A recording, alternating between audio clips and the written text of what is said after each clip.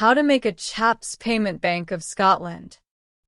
The Royal Bank of Scotland, RBS, is a leading UK bank that provides retail and commercial services, including bank accounts, mortgages, loans, and savings, to individuals and small to medium-sized businesses.